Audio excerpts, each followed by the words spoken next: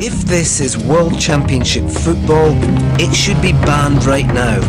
Welcome to Watch Mojo, and today we're counting down our picks for the top 10 most violent football matches. I mean, soccer is a physical sport, and with the women's game, it gets physical as well. She about snapped her neck back. For this list, we'll be looking at the most hard-hitting football matches across the globe, filled with buckets of terrible tackles, bookings, red cards, and sometimes fights. What's the most violent sport in the world? Let us know below. Number 10, the Battle of Nuremberg. Has there been a match like this in World Cup history? With the technical beauty of the Netherlands taking on the flair extraordinaires in Portugal in the round of 16 at the 2006 World Cup, fans were excited about the skills they would see. Instead, they saw a shambles. The match equaled the record of bookings in a World Cup game with 16 and set a new one for red cards with 4. Portugal's Costinha and Deco, alongside Netherlands' Khalid Boularus and Giovanni van Bronckhorst, were those sent off. And Van Bronckhorst is dismissed. And I'm afraid that brings a rather sordid end to a steamy and very unpleasant evening in Nuremberg. We wouldn't be surprised if referee Valentin Ivanov had a repetitive strain injury from holding up so many cards. Even though Maniche gave Portugal the win, this match is better remembered for its chaos. It was a record-breaking mix of nasty fouls, playground play-acting, and a card-happy Russian ref. Number 9, the Battle of Highbury. In 1934, Italy was riding high after winning the World Cup against Czechoslovakia. Their first game after was taking on England at Arsenal's Highbury Stadium in London. While the match was friendly, there was nothing relaxed about this exhibition game. England, who refused to be at the World Cup, thought of themselves as the best in the world. Though when they took on a team that was that, they didn't hold back and won 3-2. However, there were many injuries and tempers flared. For England, Eddie Hapgood's nose was broken. Bowden injured his ankle. Eric Brook had a fractured arm. Ted Drake's leg was cut, and he was punched in the jaw. For Italy, Luis Monti suffered a broken foot. Yikes. Number 8, the Battle of Lusail. Whenever there's a record involving discipline at the World Cup, the Netherlands seem to often be involved. This time, the Europeans took on Argentina in the quarterfinal of the 2022 event in Qatar. Lautaro Martinez, Argentina march on! While Argentina would win on penalties after a 2-2 draw, it was the aggressive behavior of the nations that was the biggest talking point. A record 18 yellow cards were issued in the game. Ake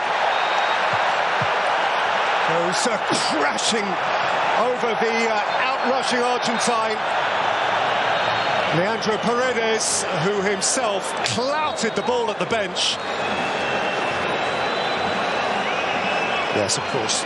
The Netherlands picked up 8, including, amazingly, the only red card after a second yellow for Denzel Dumfries. While Argentine players also picked up 8, with their manager Lionel Scaloni and assistant Walter Samuels also getting in on the yellow action, giving them 10 altogether.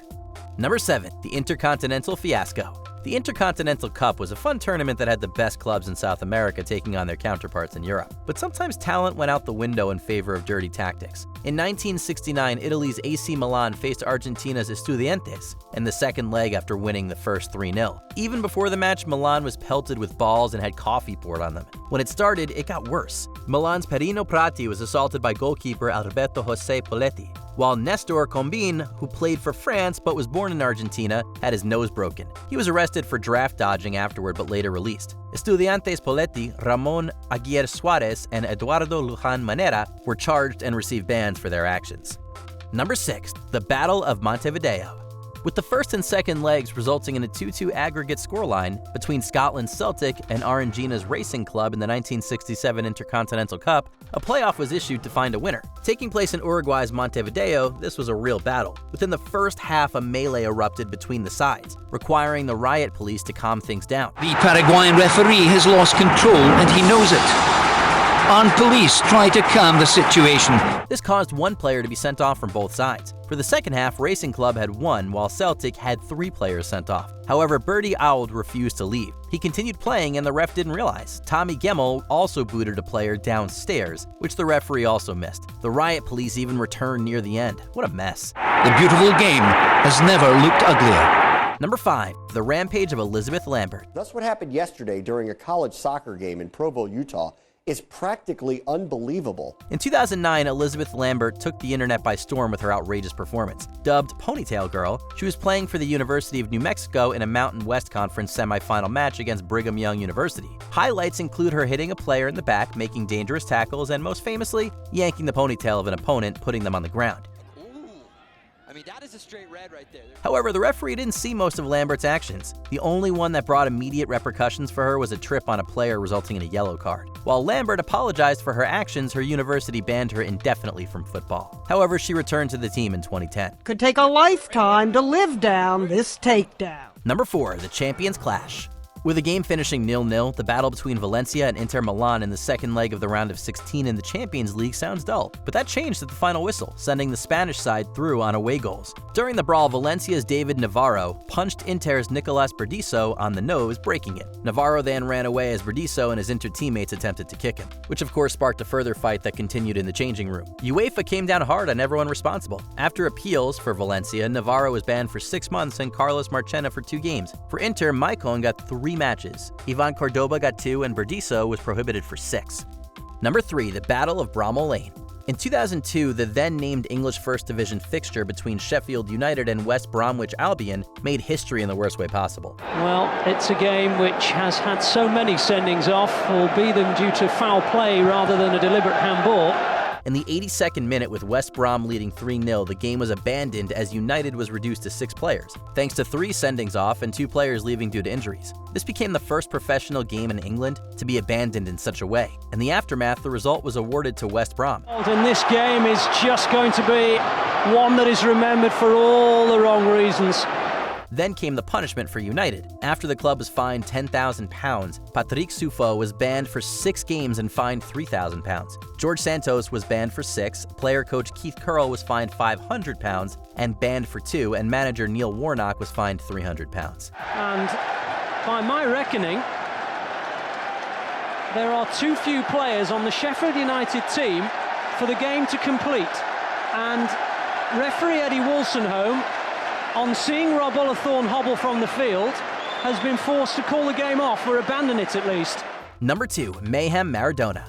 In 1983, Barcelona icon Diego Maradona was brutally tackled by athletic Bilbao's Andoni Goicoechea, resulting in a broken ankle and earning the Spanish player the nickname the Butcher of Bilbao. Several months later, in 1984, in the final of the Copa del Rey, tensions were still high. After Bilbao won 1-0, chaos erupted when Miguel Sola verbally abused Maradona. The Argentine took Sola to the floor and then kneed him in the face, knocking him out cold. This sparked his Barca teammates to join as Maradona began kicking everyone. Even fans got involved by throwing objects at the players, forcing riot police to descend onto the pitch to restore order. This essentially ended Maradona's Barca career as he went to Italy's Napoli shortly after.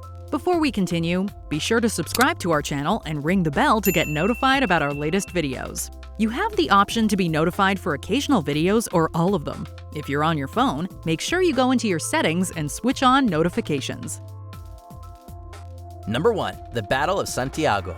Good evening.